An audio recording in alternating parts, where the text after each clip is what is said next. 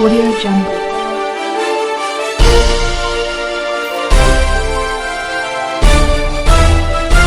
Audio Jungle. नमस्कार, नमस्ते। मैं आपका द न्यूज़ नेटवर्क में स्वागत करता हूं। इमरान खान ज़्यादा कॉन्फिडेंट नहीं लग रहा है। देखिए, तभी तो ये रैली करके वो अपने इमोशंस बता रहा है। इसको पता है कि इसका पत्ता गोल हो चुका है, लेकिन जो भी हो, खेल मैदान है। देखिए, ये है कि बाजी कौन मारता ये देखना है, ऑपोजिशन या इमरान खान।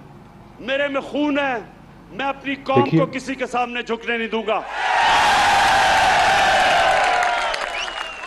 अभी ये जरा सुने, यूरोपियन यूनियन के एम्बेसडर ने खत लिखा पाकिस्तान को कि आप रूस के खिलाफ उसके मुखालिफ स्टेटमेंट दें, उसके खिलाफ वोट दें।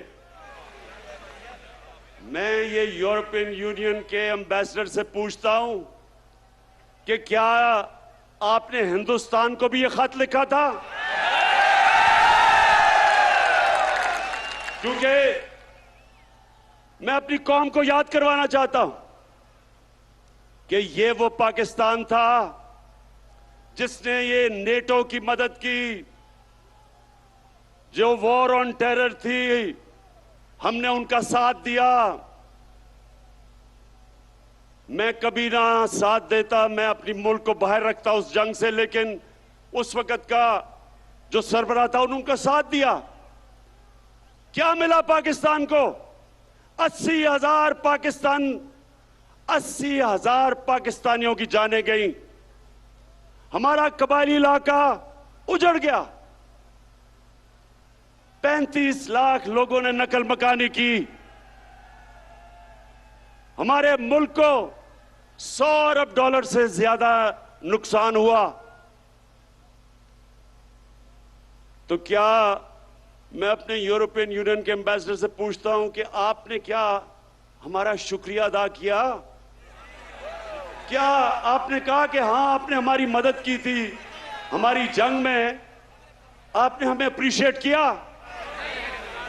सारे नेटो के मिला के 10% भी लोग नहीं थे जो इस जंग में मरे।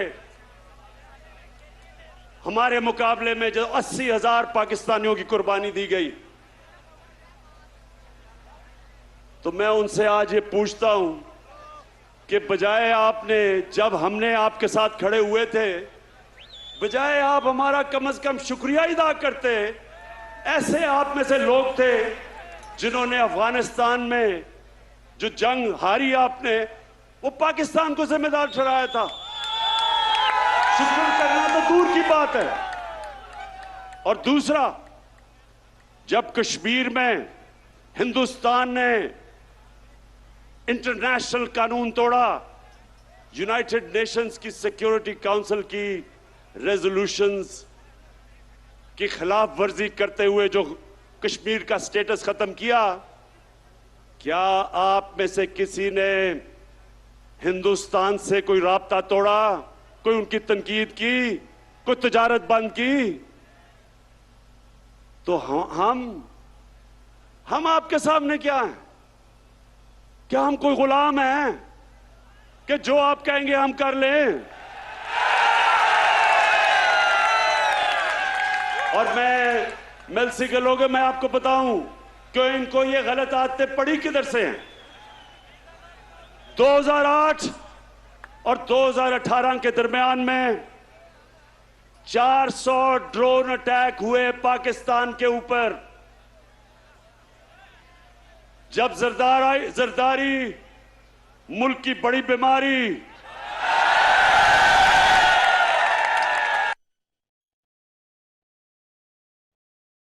में पाकिस्तान तहरीक इंसाफ का जलसा, वजीर आजम इमरान खान जलसे से खिताब कर रहे थे। उनका यह कहना था कि अब पाकिस्तानियों को मुबारकबाद हो, क्योंकि पाकिस्तान की फॉरेन पॉलिसी अब मुल्क के अंदर ही बनती है। उन्होंने सवाल उठाया यूरोपीय यूनियन के एम्बेसडर से कि उन्होंने क्यों हमें कहा कि वो रूस के मुखालिफ बयानात दें। फोन पे आप जरा गूगल करके देखें कि कभी ऐसा हुआ है कि एक मुल्क किसी मुल्क की जंग लड़ रहा है, उसके लिए जंग लड़ रहा है, और वही मुल्क उसी के ऊपर बमबारी कर रहा है। ये कभी हुआ है? और सवाल ये है कि ये दो डाकुओं ने क्यों नहीं उनसे पूछा, क्यों नहीं उनको कहा कि जब गांव के अंदर और हमारे कबायली इलाके पे जब ड्रोन अटैक यानी बम फटता था, तो आपको पता है औरतें, बच्चे, बेकसूर लोग मारे जाते थे। जब ड्रोन अटैक एक घर पे फटता है तो लोगों के गोश्त के टुकड़े दीवारों पे होते हैं। इनको कोई शर्म नहीं आई कि हमारे पाकिस्तानी मर रहे थे। बाहर से हमारा ही दोस्त जिसके लिए हम जंग लड़ रहे हैं, वही आके यहां ड्रोन अटैक कर रहा था। क्यों ये दोनों बोल नहीं रहे थे? क्यों नहीं बोल रहे थे?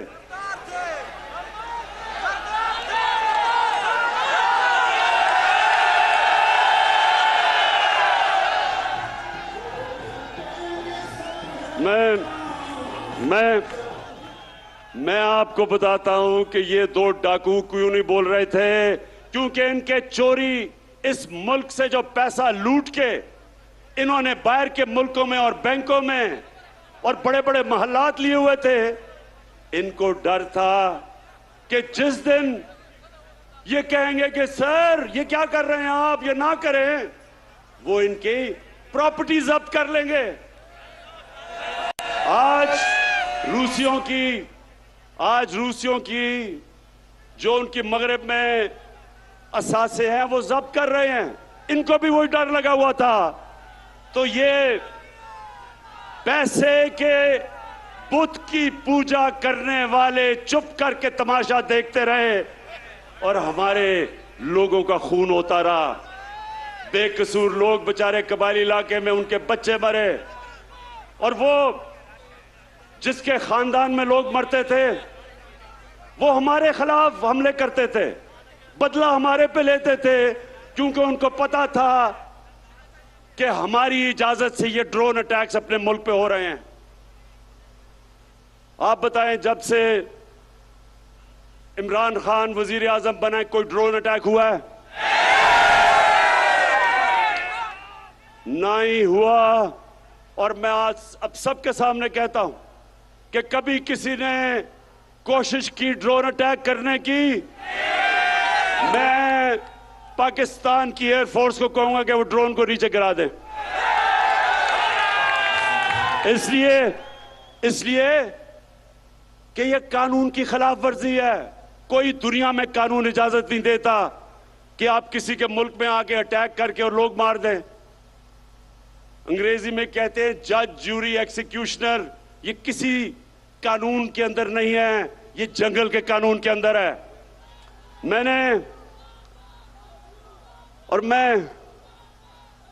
मेरे पाकिस्तान के नौजवानों, मैं ये चाहता हूं, ये गौर से एक बात समझ लें आप। कभी भी कोई कौम अजीम कौम नहीं बनी जो दूसरों के सामने झुकती है। सिर्फ खुददार कौमें अजीम कौम बनती हैं।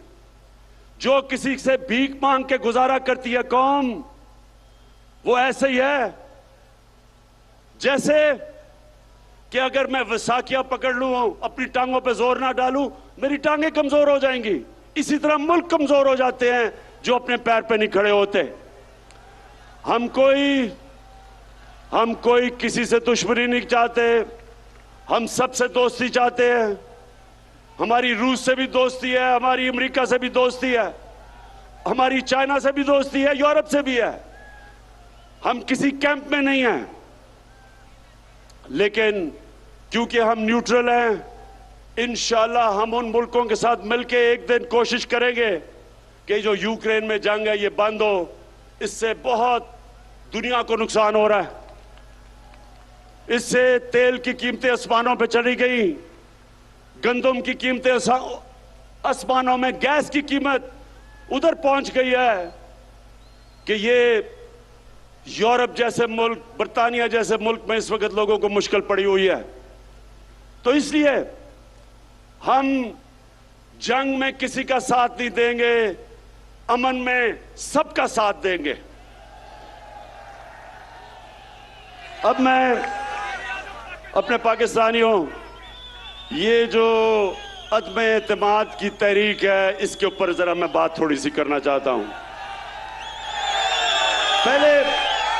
पहले ये लोग कौन है जो अदम एतमाद की तहरीक चला रहे हैं?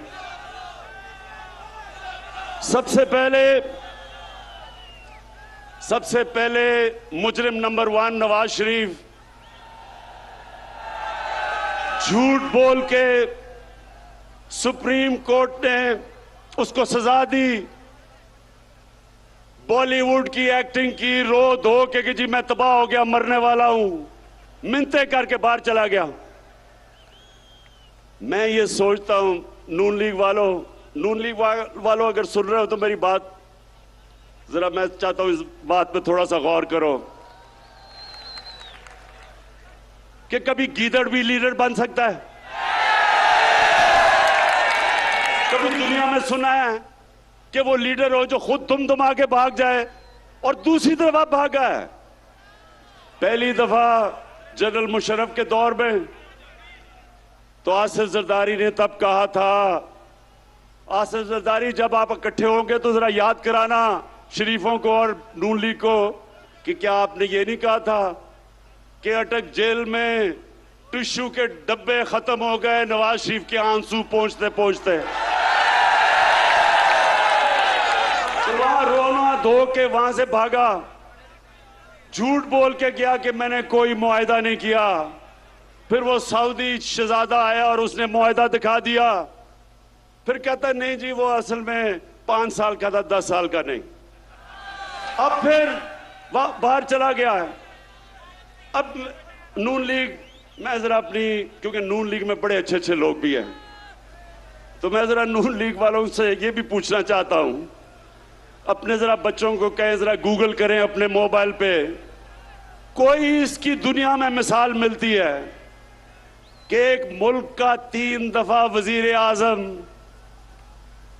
उसके 2 बच्चे बाहर गए, अरबों रुपए के महलों में रह रहे हैं, वो खुद अरबों रुपए के महल में रहता है, और जब बच्चों से पूछते हैं कि जी ये पैसा किधर से आया, कहते जी हम तो पाकिस्तानी शहरी नहीं हैं, हम जवाबदेही नहीं हैं।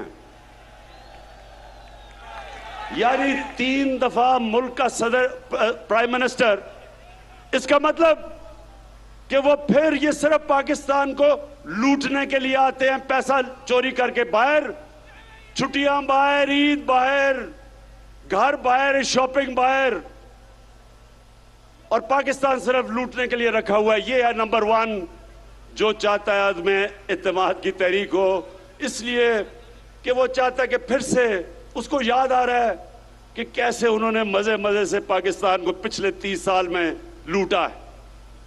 दूसरा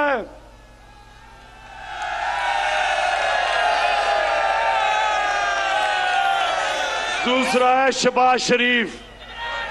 अब ये शहबाज शरीफ कौन है? अगर आपने शहबाज शरीफ का पता चलवाना है तो कहीं से मकसूद चपड़ासी को पकड़ के ले आए। वो बेचारा मकसूद चपड़ासी, एक दिन उसे पता चला कि उसके बैंक के अंदर 375 करोड़ रुपया आ गया। ये इसी तरह ही था कि हुदैबा पेपर मिल में लंदन में काजी फैमिली बैठी थी आज से 20-25 साल पहले, क्योंकि इन्होंने तो पुरानी चोरी शुरू की हुई है ना, तो उनको पता चला कि उनके बैंकों में लाखों पाउंड आ गए। वो बेचारे हैरान किधर से आए हैं, पता चला यहां से चोरी का पैसा पहले उधर भेजा और उधर से रेमिटेंस दिखा के पैसा पाकिस्तान ले आए। तो शहबाज शरीफ, अच्छा अब इसका मैं आपको एक बताऊं, इन दोनों ने ये हर कोई मैच खेलता है ना, तो इन्होंने एक मैच की एक टेक्निक निकाली हुई है। वो भगौड़ा जो उधर बैठा है, वो और उसकी बेटी, वो फौज को बुरा भला कहते हैं, और शहबाज शरीफ जो भी उसको बूट नजर आता है पॉलिश करना शुरू कर देता है। लेकिन शहबाज शरीफ, ये वो जमाना बदल गया है, ये वो जनरल जिलानी का जमाना नहीं जब उसके घर पे सरिया लगाते लगाते आप वजीर आला बना और फिर अरबोपति बन गए। जमाना बदल चुका है। आपको शहबाज शरीफ जो मर्जी आप कर लें, आपको जवाब देना पड़ेगा कि 16 अरब 1600 करोड़ रुपया आपके नौकरों के अकाउंट में कैसे आया। मैं फिर से नून लिख के पूछता हूं कि आप भी ये पूछे तो सही इससे कि 1600 करोड़ रुपया नौकरों के अकाउंट में किधर से आ गया। अगर हलाल का पैसा था तो अपने अकाउंट में लेते, क्योंकि आपने चोरी का पैसा था तो नौकरों के अकाउंट में। बेटे को भी इसने बाहर भिजवा दिया है, मकसूद चपड़ासी को भी बाहर भिजवा दिया है, अपने दामाद को भी बाहर भिजवा दिया है। भाई यहां तो अदालतें आजाद हैं, क्यों बाहर भिजवाया हुआ इनको। तो ये है दूसरा जो डरा हुआ है कि इसका केस आने लगा है और अगर केस आ गया तो इसने जेल में होना है, इसलिए ये भी जल्दी जल्दी अदम एतमाद की तहरीक में। और तीसरा है नहीं बीमारी जरदारी। जरदारी का कमाल यह है कि जब बेनजीर इक्तदार में आई तो आते साथ ही 1 साल ही नहीं लगा, सारी दुनिया में धूम मच गई मिस्टर 10% कि हर चीज के ऊपर 10% पैसे खींच लेता था। ये वो आदमी था जो बेम्बिना सिनेमा के टिकट ब्लैक करता था। उसके बाद जो इसने पैसा बनाना शुरू किया, इसके और नवाज शरीफ के ऊपर बाहर के अखबारों के अंदर मजमून आए, किताबों के अंदर इनका जिक्र आया, इनकी चोरी का। बीबीसी के ऊपर फिल्में बनी इनकी चोरी पे। इसी जरदारी को 2 दफा नवाज शरीफ ने जेल में डाला करप्शन पे, और हुदैबा पेपर मिल का जो करप्शन का केस था वो जरदारी ने उसके ऊपर बनाया नवाज शरीफ पे। 96 की असेंबली में आसिफ जरदारी से पूछा गया कि सारे महल आपका है या नहीं है। एक बड़ा महंगा इसने महल खरीदा बर्तानिया में। इसने असेंबली में कहा ये मेरा नहीं है। वो केस हुआ, केस पाकिस्तान जीत गया, सारे माल को बेचा, पैसा पाकिस्तान आना था। इतने में मुशर्रफ ने इसको एनआरओ दे दिया, पैसा भी हजम कर गया वो। ये फिर $60 मिलियन यानी $6 करोड़ पड़ा था स्विट्जरलैंड में। पाकिस्तान ने केस किया, पाकिस्तान केस जीतने लगा था, मुशर्रफ ने एनआरओ दिया, वो भी हजम कर गया। ये हैं वो लोग जो सारे मिलके कि जी वो बहुत बुरे हालात है पाकिस्तान के, अदम एतमाद हम लेके आएंगे। और चौथे नंबर पे फजलू।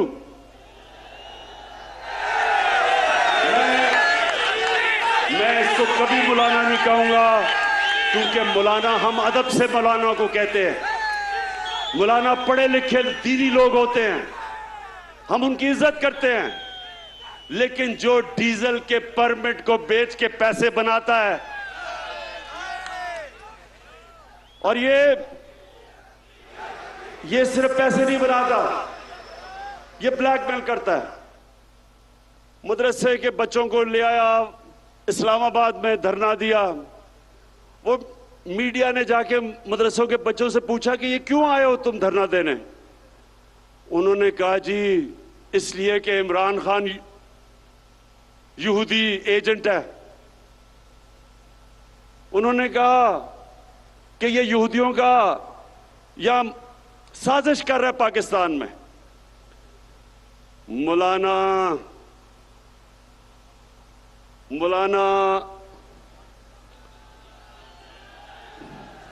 नहीं, डीजल नहीं मैं कह सकता इसको।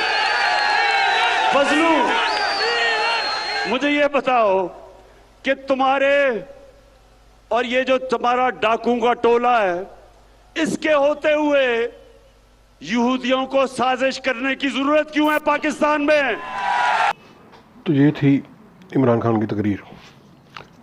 900 चूहे खा के बिल्ली हज को जली, ये कहावत बिल्कुल जायज़ है। इमरान खान को अमेरिका पूछता नहीं है, इसलिए वो रशिया का नाम बार बार ले रहा है। अब पाकिस्तान इंडिपेंडेंट कंट्री है, इमरान खान की फ्रस्ट्रेशन का तो बहुत बुरी है। अब देखना ये है आगे कि अब ये किस करवट बैठते हैं, इमरान खान क्या करता है, इमरान खान को क्या होता है, उसका क्या बनता है आगे। अब देखना ये है कि पाकिस्तान की सियासत किधर को चलती है, ऑपोजिशन का नो कॉन्फिडेंस मोशन कामयाब होता है या कि नहीं, या फिर इमरान खान उससे बचते हैं या नहीं। देखते हैं क्या होता है आगे। नमस्ते।